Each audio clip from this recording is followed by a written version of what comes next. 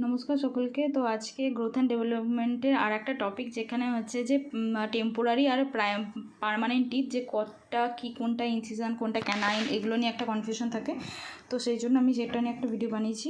প্রথমে হচ্ছে যে টেম্পোরারি টিথ আর একটা হচ্ছে পার্মানেন্ট টিথ। টেম্পোরারি টিথটাই হচ্ছে যে প্রাইমারি, আর হচ্ছে পার্মানেন্ট টিথটা হচ্ছে সেকেন্ডারি। টেম্পোরারি টিথ কি না, বাচ্চাদের দেখা যায় কোন 6 মান্থ এজ পর্যন্ত, এই 6 মান্থ পর্যন্ত এই টেম্পোরারি টিথটা দেখা যায়।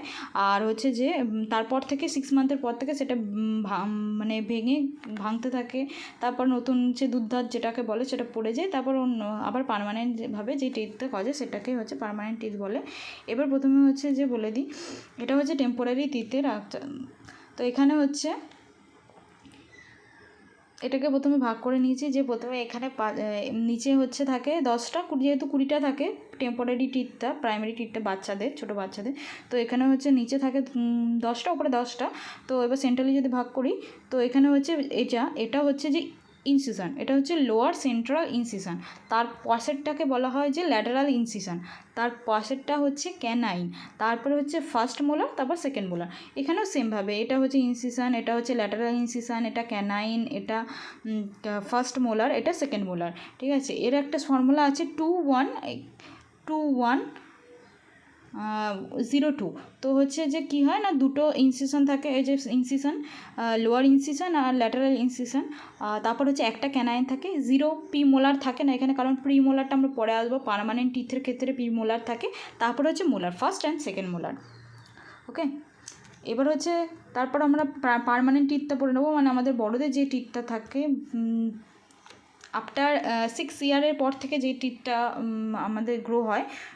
তো হচ্ছে এবার হচ্ছে প্রথমে হচ্ছে কি, এটা হয়ে যায় কি না, লোয়ার সেন্ট্রাল ইনসিশন এই নিচের দিকে। আচ্ছা, এটা আগে বলে দিই যে এটাকে তো ভাগ করেছে এখানে 24, এখানে 12টা, না নিচে হচ্ছে 16টা, আর এখানে নিচে 16টা আর ওপরে 16টা। ঠিক আছে, তাহলে ভাগ করলে এদিকে 8টা, এদিকে 8টা করে। এবার আমরা পড়ব যে কোনটাকে কি বলে। তো প্রথমে হচ্ছে যে এটা হচ্ছে লোয়ার ইনসিশন, তারপর হচ্ছে লোয়ার সেন্ট্রাল ইনসিশন, তারপর হচ্ছে ল্যাটারাল ইনসিশন, তারপর হচ্ছে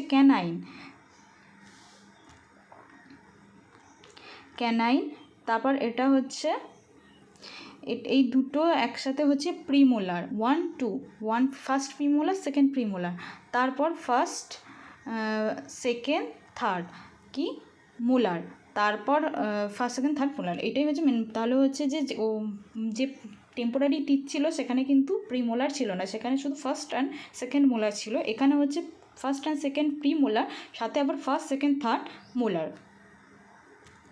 এটাই হচ্ছে এবার হচ্ছে ডায়াগ্রামটা খুব বাজে খেয়েছি, যাই হোক। তারপর হচ্ছে এবার বলি যে কখন শুরু হয় না, ফার্স্ট প্রাইমারি মোলার হয় 6 মান্থ অফ এজে।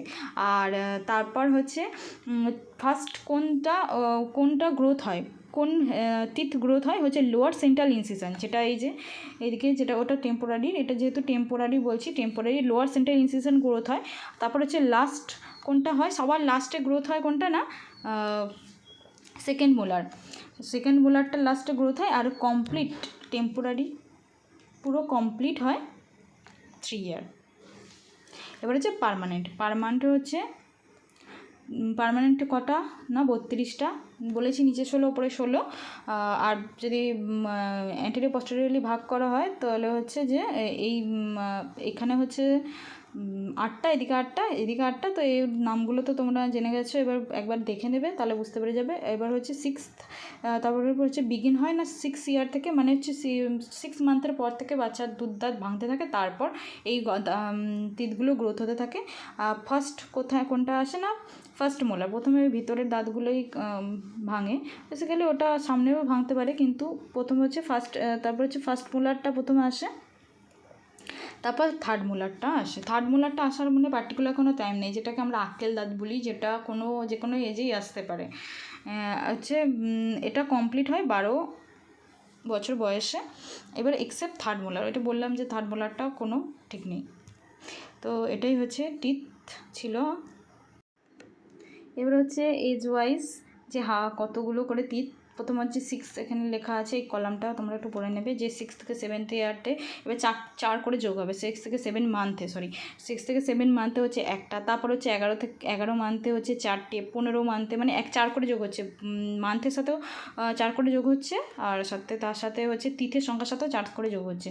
তারপর হচ্ছে যে 15 মান্থে 8টা, 19 মান্থে 12টা, 23 মান্থে 16,